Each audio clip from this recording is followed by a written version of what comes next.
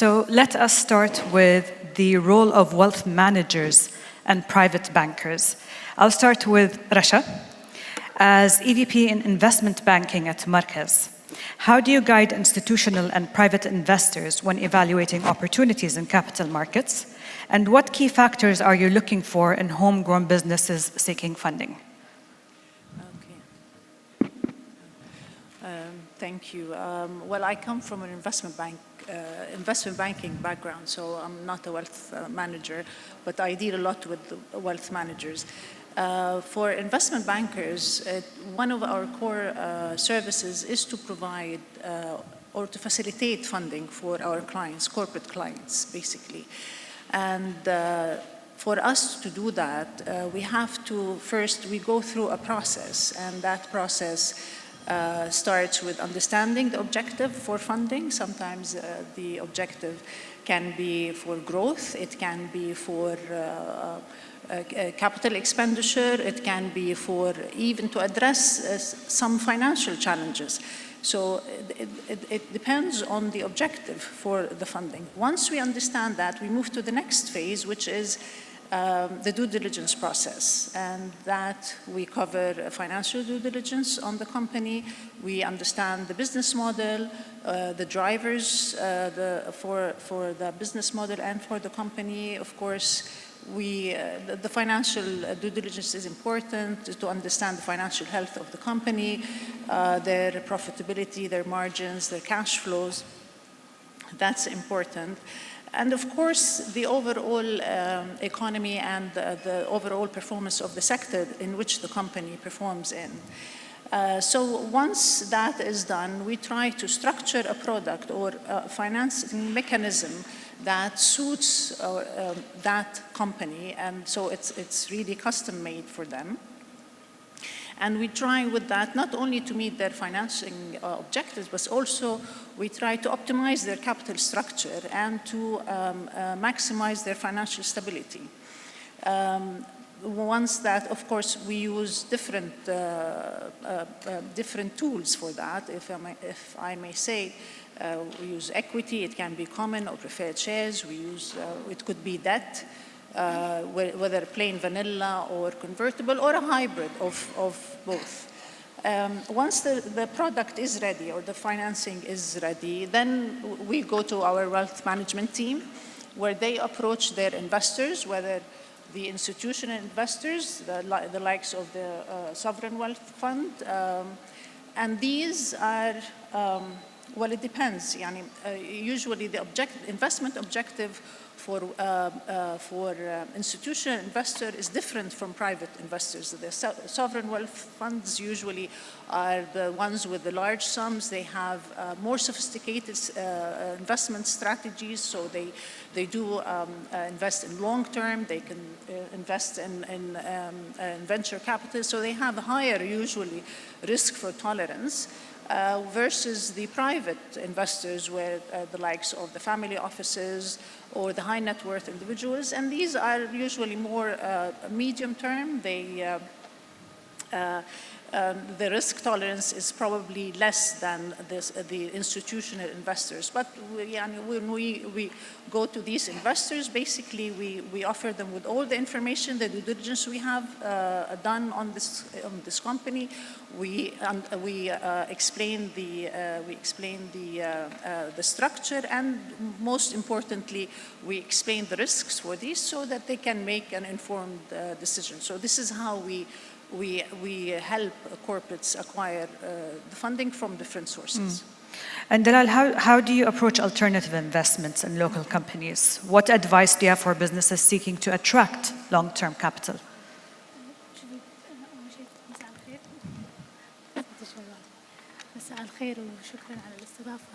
In terms of alternative investments, we always say to our clients that you should have a diversified portfolio.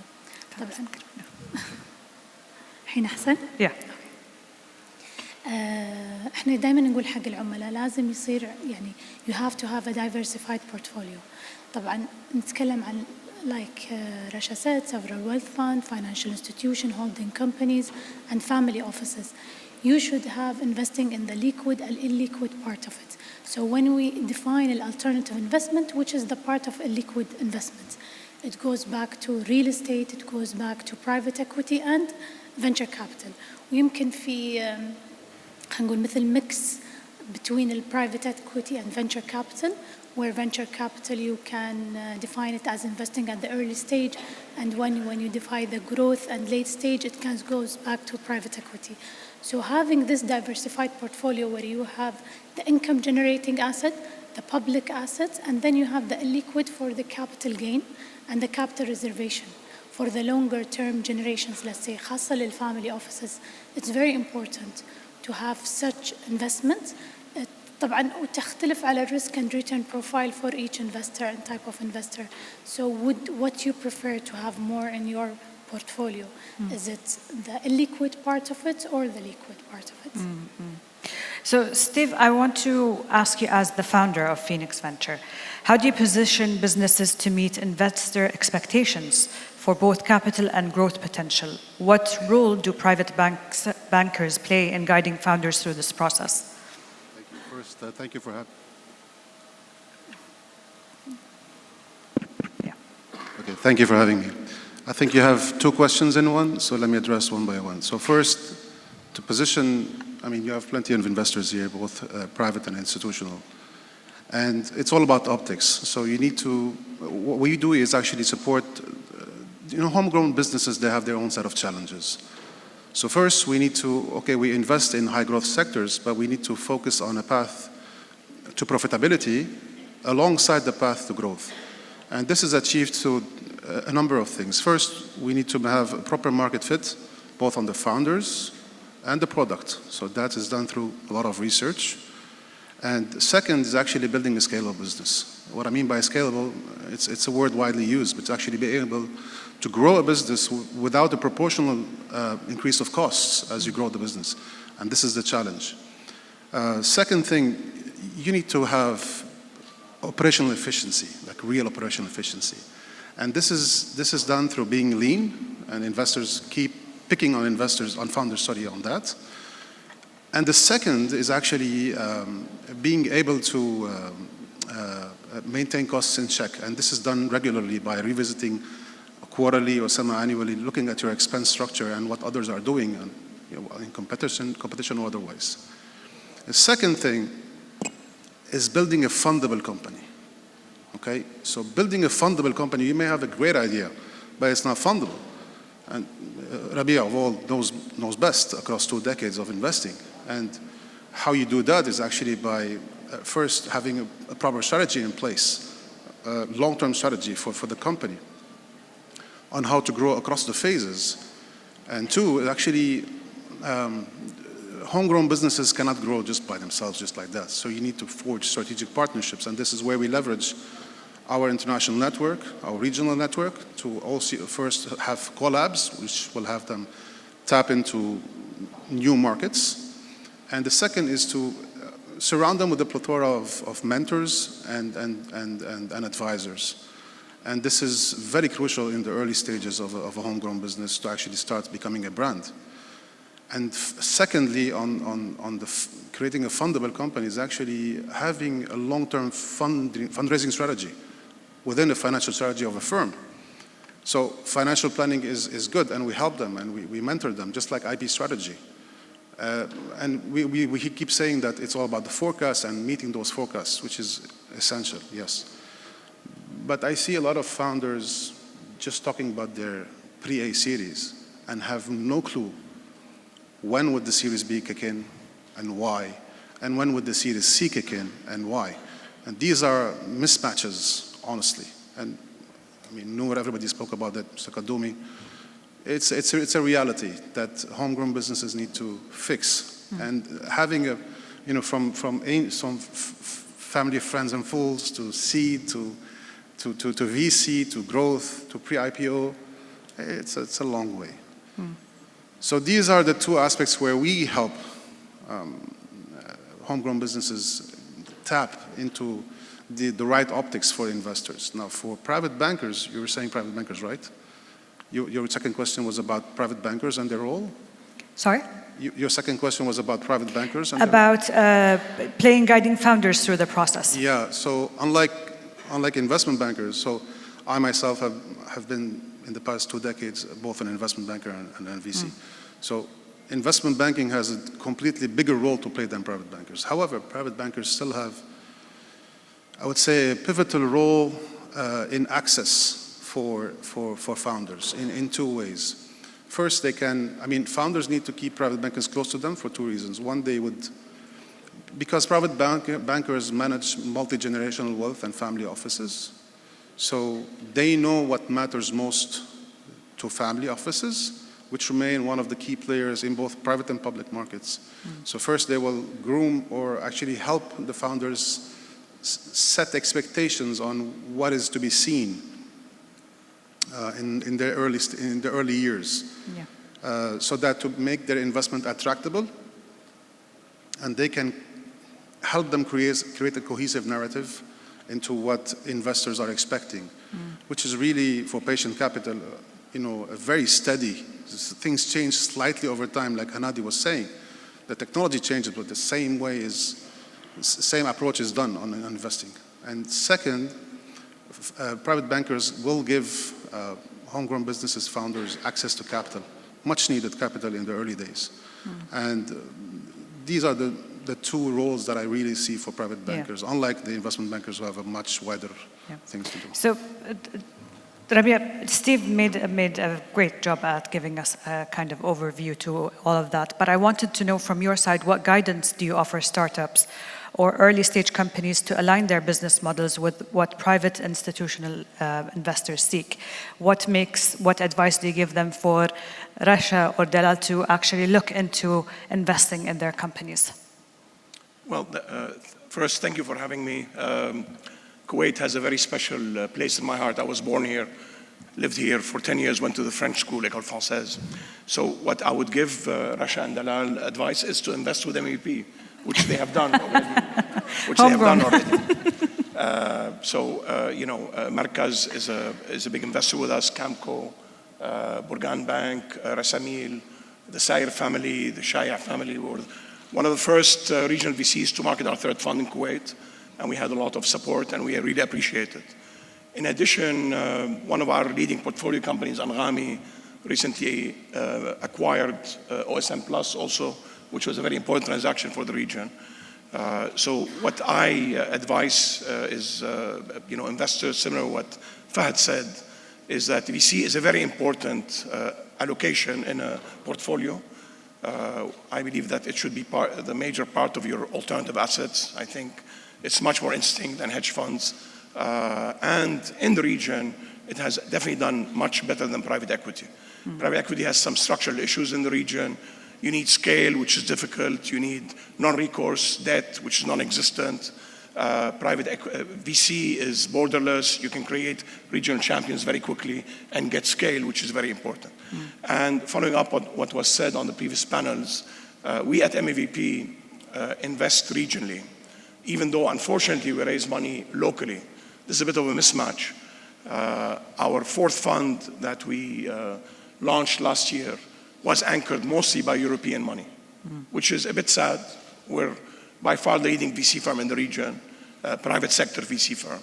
And we had to go get money from European Investment Bank and from Delivery Hero, for example. We would like to see more participation from the sovereigns. However, the sovereigns also tend to invest locally. I have a funny title. I'm the Chief Exit Officer. It's easy to invest. It's very difficult to sell. And to be able to sell, one of the themes we have at MEVP is to create a regional champion and then attract a strategic who comes to the region. It's difficult to build in the region. Where do you start? In Kuwait, in Dubai, in Abu Dhabi, in Riyadh, in Doha. By providing already a reasonable digital platform, the build versus buy becomes much more interesting because life is too short, especially if I had in VC. We need to move very fast. So this is one of the themes at MEVP, is to build a regional platform. And then you can exit. Even Saudi Arabia by itself is not a very large market when you compare it to India and China. But then when you look at the GCC and the Arab world, now you have scale. The other thing that's interesting is that people always ask me, what companies do I invest in? We invest in companies that actually make money, right? We invest in venture capital, but at the end of the day, we need to make money. Our fiduciary to our investors, like Dalal and Russia, are returns. So how do you make money? We invest in a portfolio. And this is something also that some of the people who want to do direct investments maybe miss. We at MEVP guarantee a return on a portfolio, not on an individual company. Our typical portfolio is 12 to 15 companies that we hold typically around 4 to 6 years in a 9-year fund. And we believe that we can deliver a return on a portfolio. And that's why, especially in the early stage, it's a bit dangerous to do direct investments, especially in the region. The US, as Fahad knows, is very different. You have much more liquidity avenues. It's one big market, one law, one currency. The Arab world is multiple currencies, multiple laws. So this is what we advocate. And we've seen recently more IPOs, which is great. However, IPOs tend to be really a minority investment in private markets. We hear about them because they're public. Yeah. But by number of transactions, 90% of transactions are actually private sales. So we need IPOs because we have a very large investment today in the Arab world and our technology sector. But our technology sector is not represented in our public markets, which is a big mismatch. I mean, today, there are basically 3 companies, public, in the whole Arab world. 3 or 4. Fawry in Egypt, Jahaz in Saudi Arabia, Razan in Saudi Arabia. And then, inshallah, soon, the Talabat IPO, we'll see. That's not enough. And this is a mismatch. When I look at my children, I have 2 boys, twin boys, they're 15 years old. Once they're going to start investing, hopefully in maybe 4 or 5 years, they only understand technology. And if we do not show them a public market that reflects our economy, they're going to invest outside. And we're going to lose this new young generation of hyper-connected kids in the Arab world, especially in the GCC. I would like to come back to your role as exit officer, but before that, I would like to ask all panelists, how do you see the influence of private and institutional investors shaping the journey of homegrown businesses as they approach public markets? Rasha, from a capital markets perspective, what are the investor expectations that businesses should keep in mind if they aim to reach the public market? Let me start with saying IPO option or IPO route is key for companies that are looking to raise funding. It provides them with a better access to capital, definitely. It provides a deeper pool for liquidity. So it also achieves strategic objectives, not only for funding, but for instance, we have family businesses that have succession issues. For instance, IPO addresses that. We also have, for instance, private equity funds that are looking for exits from their investments. IPO also addresses that. And most importantly, the governments actually that are looking to diversify the economy, they're looking to increase efficiencies in their economy, and so they go for privatization. IPO is one way to address that. So IPO really is key for the capital market, for the companies, for funding as well. And that's why we have actually, Rabia said, there aren't enough IPOs, but in recent years, there has been a tremendous increase in the number of IPOs. Since 2016, more than 190 companies were listed on public exchanges in the GCC, around the GCC, with around 85 billion raised for these IPOs. That's not a small amount for the region. I agree the technology is not very widely represented in these, but it's improving, and I think it will. Investors are starting to understand more about technology companies. So what investors are usually looking for in companies that are looking to go public, these mainly what we call that they have to be IPO ready.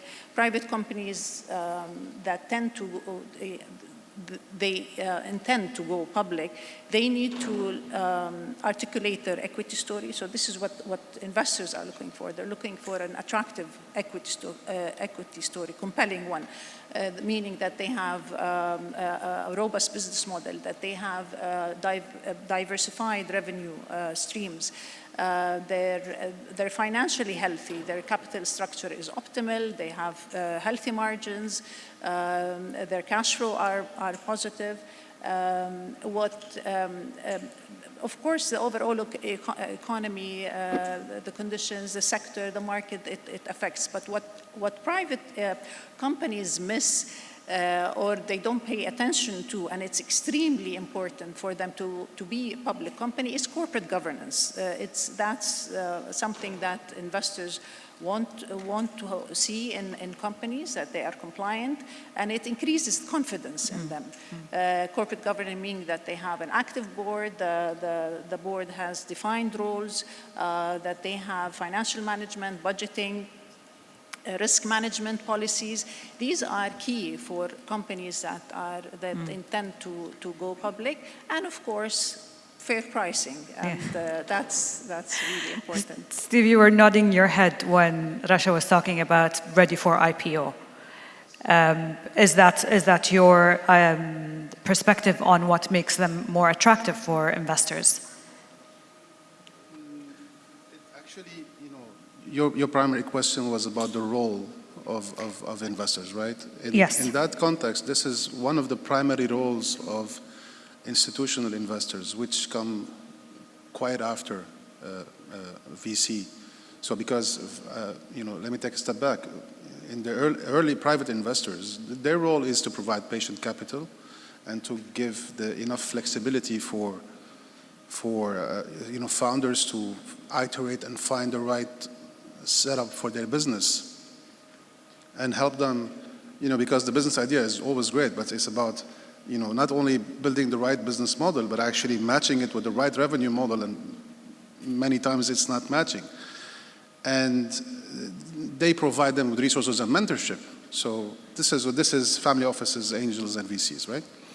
But as she was saying, Rasha, the institutional investors, I'm talking about private equity, sovereign wealth funds, pension funds, their role is obviously to make large-scale investments and accelerate growth, just like Fahd was breaking up the segments of the market.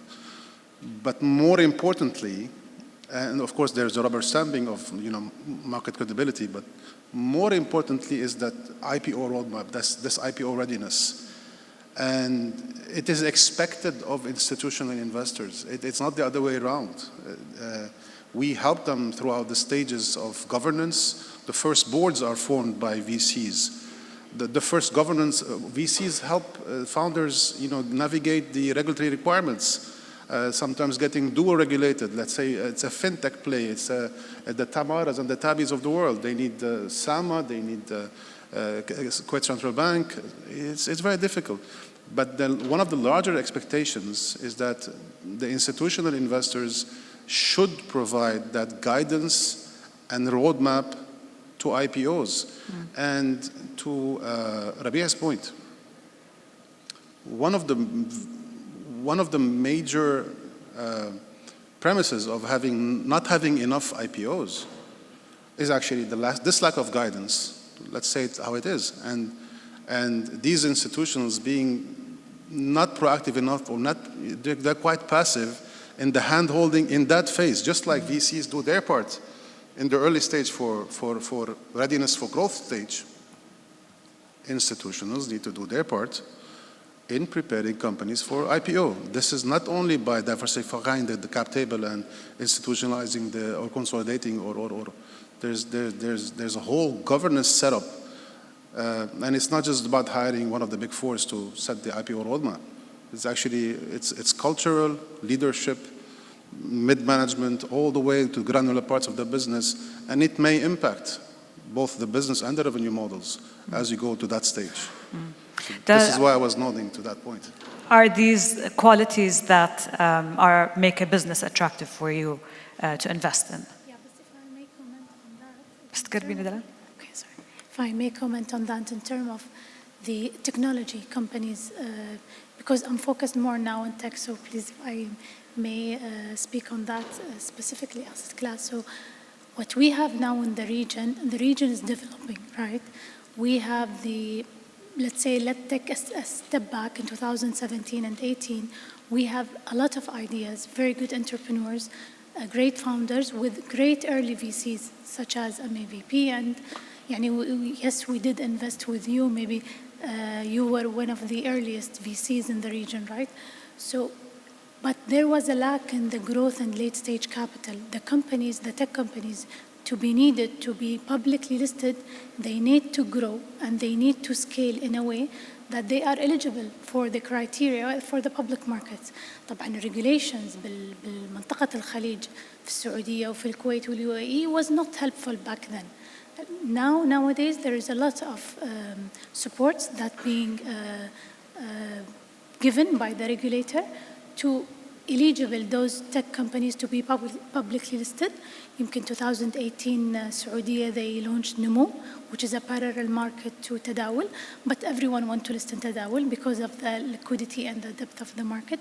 So again, they're trying to support that and change or ease the regulation in Tadawul to be able for those companies to list. So I believe this is a normal, we're developing, the ecosystem is developing. So if back in 2012 and 2013, but in 2017 and 18, it was much more active, let's say, within the funding, and the growth and late stage funding was funded by the government or the VCs in 2020 and 21. Now we're seeing that. We're seeing those late stage companies that they want to publicly list. There was announced like 5 or 6 companies, they did their pre-IPO round, and they're supposed to be publicly listed within the next 2 to 3 years. So I think this is a normal cycle for a merging VC ecosystem.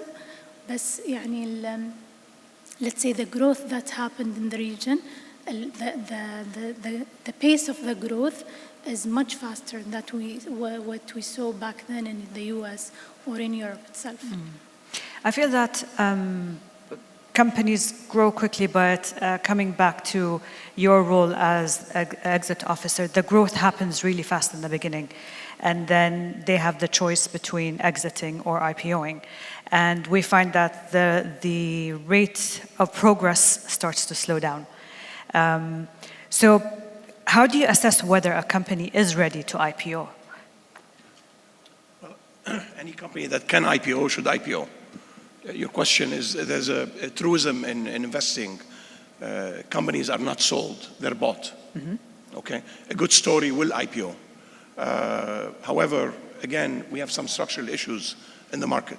If you look at IPO investments in Saudi Arabia and the UAE, and I believe so in Kuwait, it tends to be dominated by retail investors. This is not great, it's volatile. We haven't seen institutional investors coming in and anchor IPOs. They can probably do it in the pre-IPO realm, it's easier. I mean, Camco is working on a pre-IPO fund. Investcorp announced one. Abu Dhabi has something called the Abu Dhabi IPO fund. And Sanabil has listed probably 10 Saudi champions that are going to list in the next 5 years. So my issue is not whether we can list companies. The IPO market right now is not ready for us for a couple of reasons. First, you cannot list a money-losing company in the Middle East. Am I correct or am I wrong? But Numu is not. Numu was never designed for that. Jahiz was too large for Numu. They put it on Numu because of some regulatory issues. So it's difficult to list a money-losing company. In the US, most technology companies, when they list, they're losing money. And this is where the regulator has to step in. My suggestion to the regulator is qualify the investors, create a qualified investment threshold, but don't opine a lot on what companies can list, because certain investors will want to take very early stage risk. The other thing that's missing, and this is not just about technology, we don't have enough research, right? I mean, research is very important, okay? We don't have very sector-specific research, okay? Also, you want the and maybe this is the sovereigns or the big asset managers, to hold their pre-IPO investment or allocation IPO through the first, let's say, year, to be able to stabilize the trading. So there's a lot of work there, but I'm not concerned about that. I'm concerned about capital available to create some of our companies to become IPO candidates. We used to have bigger PE firms invest after us. Most of the PE firms in the region have disappeared. And we have to move from doing A's and B's to doing C's. We need another layer of pre-IPO investors to take the legacy from us and be able to take these companies forward. Now, I will guarantee you, and you mentioned that, is that companies out of the MEVP's portfolio are governance ready. This is very important, okay? We don't need, the eyes of an investment banker. And by the way, I'm a reformed investment banker, okay? So we, at least from our portfolio companies, our company are, governance ready. We always instill that, our investment documents also force entrepreneurs who, accept money from us to instill all these pieces. So I'm not concerned about that. But maybe we need one regional market for the whole GCC, for example. A deeper market, more liquidity. So most markets are not very large. And, when we listed Anghami, this happened in February 2022, we could not list it in the region. We had to go merge with a SPAC listed on NASDAQ, with all the risks of SPACs. I'm an expert on that. But, and then, Swivel out of Egypt also had to go to NASDAQ. Before that, do you know Network International? This was a big fintech PE play. Abraj bought it from Emirates NBD. They end up listing where? On the London Stock Exchange. The IPO never did very well, even though it's a very solid company. They recently went private. So we have a lot of work to do, but I'm in venture capital, so I have to be hopeful. If I'm not hopeful, I will not invest in anything. And the future is bright. We need younger people. We need more young investors. Yeah. I'm glad you touched on research because you were talking a lot about technology companies, and Rasha and I had this conversation previously, which is looking at how technology companies are evaluated today, on what basis. You hear crazy numbers coming out, but what is it in relation to? So I would love to get all of your opinions about how today you see valuations of ridiculous amounts, but we don't know for what. So you think the valuation of OpenAI at $150 billion is ridiculous? Tell me why. Let me give you a number, interesting, okay? And let's talk about the US. Who knows what's the budget of the Pentagon in the US per year? $800 billion per year. And then if there's a war, there's special allocation. How much was spent on investing in AI in the US last year? How much? $200 billion. Okay? So, value, and Fahad, on your chart, so there's something that people forget. When OpenAI reached $150 billion valuation, the actual money into OpenAI was about what, $22 billion, Fahad? Right, okay. So VC tends to be valued on the margin. OpenAI did not attract $150 billion of money, okay? Now, valuations is always this question, we negotiate valuations. Our issue is not valuation. Our issue is whether this company can exit. So timing. Yes, but not just that. The exit situation is always very complex. First, you need enough funding, right? And sometimes because of some concentration issues, we cannot keep on funding the same company. So we need more, club deals, okay? So the way we look at valuation, obviously we see a lot of valuation in the US.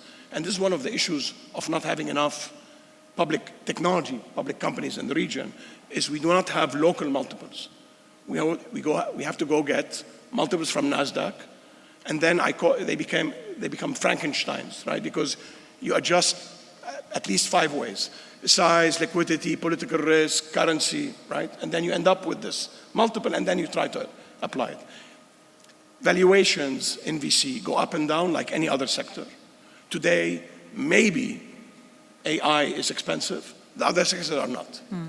And by the way, AI, I mean, one of the themes of this conference is, women empowerment.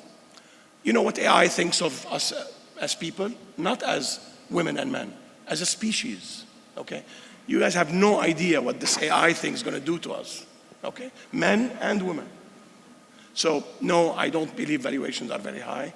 We have cycles in VC. They tend to be led by a much larger economy, which is US. That's very liquid, that has, the biggest public market and the lowest cost of capital. Rasha, when you mentioned, when you were giving the characteristics or the advantage of going public, when you go public, you reduce your cost of capital. Our cost of capital on an individual company in the early stage is probably 50%. When you go public, your cost of equity is probably 10%. So you can be much more efficient. In addition, if you become profitable, you can raise debt. And you can reduce your weighted average cost of capital. Anyway, sorry, I'm rambling. No, it's lovely to get that insight. But Rasha, you've also shared some insight with me previously about the whole valuation of companies. If you'd like to share that. Well, I want to comment on the technology companies because I think Rabia addressed that. But usually, valuation is a key component for IPO. I mean, for the attractiveness of the IPO as well. Set aside the technology companies, and I think investors here are still, as I said previously, to understand the technology companies and how they are valued, because we have, I mean, a couple of transactions, and we try to approach investors, and they just don't. Still, there is a lot of education to be done for investors here. I agree with Rabia on that, definitely. But for other sectors, I think valuation is key for the success of any IPO.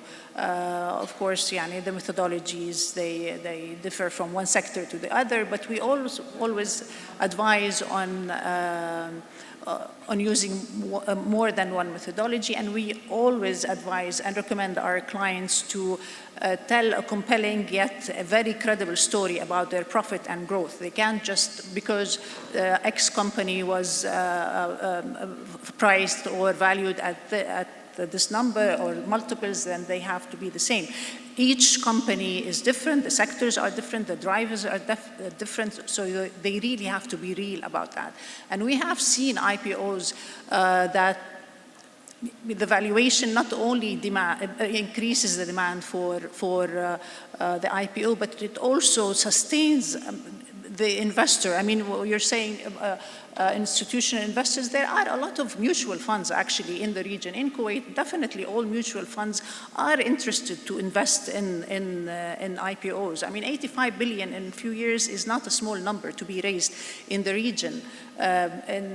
So there are institutional investors. I know they have sovereign wealth funds. They do invest in IPOs as well. But the valuation issue is key. Companies and promoters, they have to understand, they have to know how to keep it real for investors. So post IPO, the price doesn't dip, and it happens a lot because probably it was overvalued. Yeah. And we have seen that. So that also, sometimes investors, they want to shy away. They don't want to invest in IPOs. So it is, valuation is key, and they have to look seriously into it. I mean, the promoters. So Steve, how do you guide portfolio companies and prepare for potential fluctuations in valuation?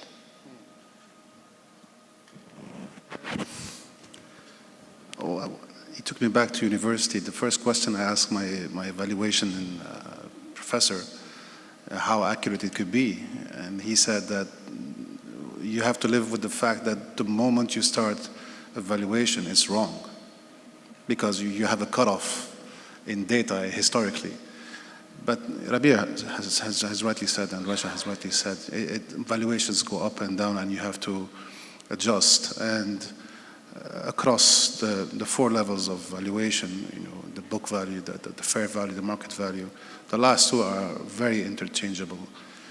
And so for us to protect them from fluctuations, number one أولا وآخرا دائما ونكرر financial health and resilience. There's no beating a strong balance sheet and good cash reserves, because this allows you to avoid a down round or a downturn and stick it out. You just shrink a little bit your cash burn and wait it out a little bit. So there's no better than that.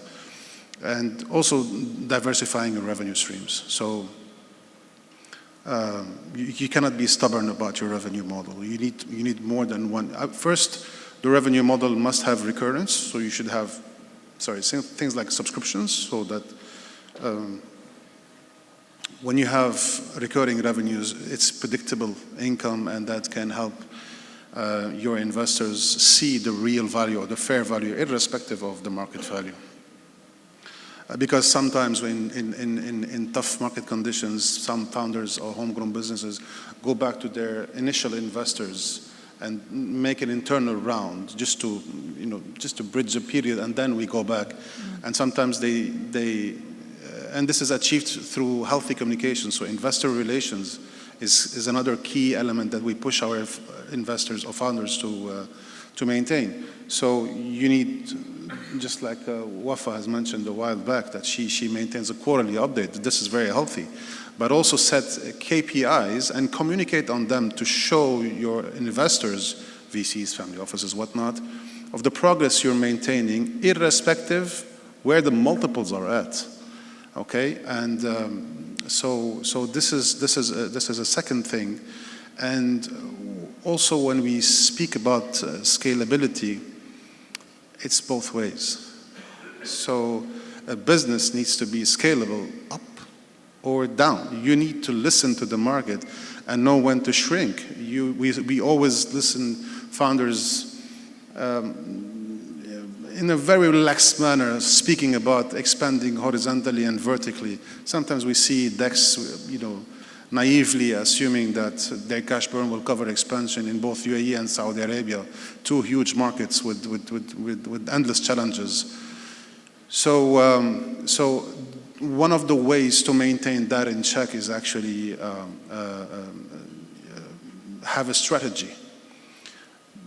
نفس ما بيقولوا على دم بارد. So on a cool mind, early on in the setup of the business itself, the business model, the revenue model, how they work together, you need to have a long-term strategic planning, to focus on the long-term goals and not have quite quick reactive jerks of business movements that capture short-term gains, but more importantly, plan a number of strategic alternatives, a number of strategic scenarios for each different market condition, so that you have a playbook. If I hit this downturn, I need to shift to that strategy. If I hit a soft landing, I'm shifting to that strategy. If there's rapid growth, I have to shift to that strategy. And these are better done on a cool mind rather than in the moment. And finally, for those companies who are actually planning to go to IPO, if it's in their mind, you have to have IPO readiness. And then sit and wait for the best market conditions. And it's not always about the best valuation. Sometimes you have an okay valuation, but you have an excellent market maker that will have a post-listings market stabilization that will maintain your price by creating breadth and depth and enough volume to maintain your share price, not like some unfortunate listings that plummeted after the listing. And so if you are IPO ready, you and your investors and your board and your stakeholders are actually sitting and waiting for that moment. And when that moment happens, your application to the CMA or whoever, Borsa Kuwait, whoever you want to apply to, is going to be swift, because all the ticks of the boxes are ticked. As opposed to, the market is ready, let's go to the pain of IPO readiness, and then volatility in the valuation. I am ready, but it passed. So wait for the next round, and it's painful. Yeah. Del, what do you think is the most critical factor for long-term success post-funding? What is the most critical factor for long-term success post-funding for a business? Post-funding. For long-term success post-funding. For a company, Yeah, for a company. Yes, now we at Camco, we're not venture capitalists, so we don't invest at the early stages. We invest at the growth and late stage. Maybe to define that, we have to define first what we look into those companies so that and the strategy of the investor itself, so that the investment, are we going to hold the investment for the next 5-6 years, or we're going to hold it for the next 2 to 3 years? Both growth and late stage, we usually would like to invest in companies that the total addressable market is very large, that you can scale this company and expand it into different jurisdictions and to have the recurring revenue. But the most important factor is the path to profitability. Maybe, Rabia, as you mentioned, the regulation in the public market are not before. They don't, especially I'm talking about Yumkin Saudiya, they don't allow companies, loss-making company, to be publicly listed, but they're trying to changing this regulation in a way that at least show us that you have a 12-month of runway and you can list, even if you're not profitable. So it's different depending on the strategy, but usually we, Camco, as a financial investor, with the experience that we have, we usually would like to add value to the companies that we invest with, especially for the companies that want to go publicly listed, because cleaning the cap table, especially for the VCs, when the company is ready to be publicly listed, most of them, they hold the company more than 8 and 9 years. They need to exit. So most of the early VCs may not stay long until the IPO. So when the company is ready for the IPO, then here where the financial institutions and PE investor have to step in and to help the company for their journey to be publicly listed. They hold the shares. They will be, let's say, more cautious. They will give more credibility for the market, as we are a financial institution that we make our homework and due diligence, and we believe in the company, and we would like to invest in the company way before it's publicly listed. Rasha, do you feel the same way for the long-term success post-funding? After going public, or after going public? After funding, after receiving the funding and growth. So what do you think is the most critical factor for long-term success post-funding, and how can businesses prepare to maintain growth and stability? Yeah, I mean, we always recommend that the leaders focus on their business for sure. They have to, one of the key issues is to keep a prudent financial management for the company. They have to keep an eye on that all the time. They have to invest in innovation. They have to be innovative, utilize the technology to increase the efficiencies of their companies.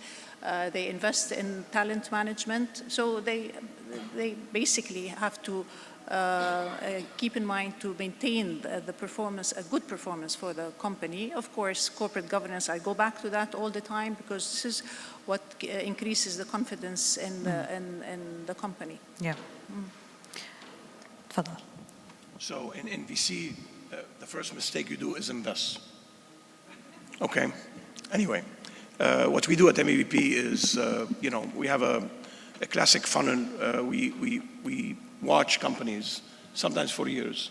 Typically, before we invest, we would have, at least watched the company for 6 months, created a dashboard, gotten a lot of data to make sure we know how to monitor post-investment.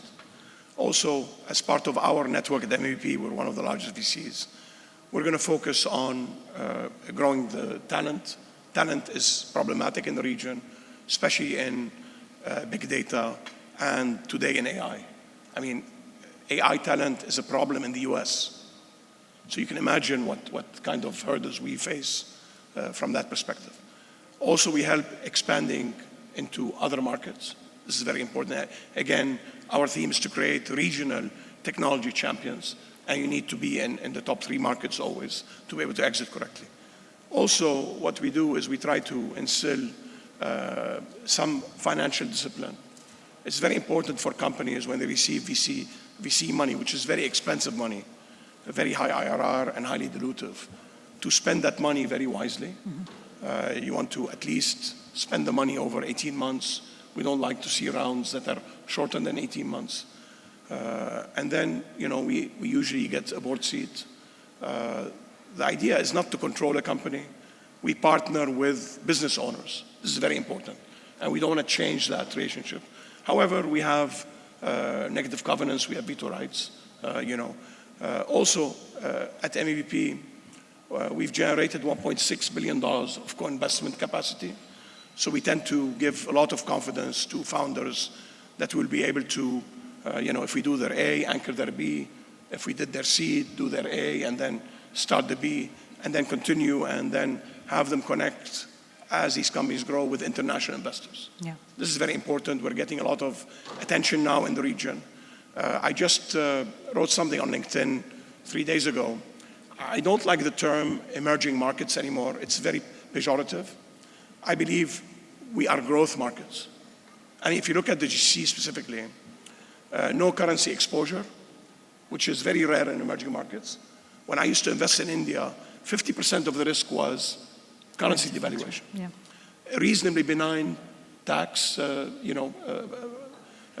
tax regulation, hyper-connected people, 200% smartphone penetration, very high penetration of fiber to the home, bank accounts, home ownership, car ownership. So we digitized a bit late, but now we're really, moving forward. And we're getting money that used to be, for example, allocated to China. China used to be a very, very large market, especially for US and European funds. That is dropping, and there has been, a redirection of that capital. Initially, it went to Mexico for onshoring after Corona. Brazil got a lot of money, and now we're seeing that money come to the Middle East. Yeah. So today, for the entrepreneurs in the room, it's the best time to be an entrepreneur. Our investment cycles, our growth, our path to IPOs are much shorter. And we have, finally, much more involvement from the sovereigns in what we do. So it's a great time to be be an entrepreneur. Also to the women in the room, there's a factoid at MEVP. The first exit that I did at MEVP, we anointed 2 women as millionaires. We sold Shahia in 2014 to a Japanese listed company called Cookpad. And there were 2 women. Okay? So in VC, I know the data might be against you to the women in the, However, today it's great to be a woman, either as an entrepreneur or as an asset manager. Okay? Again, I'm in VC. I'm always hopeful.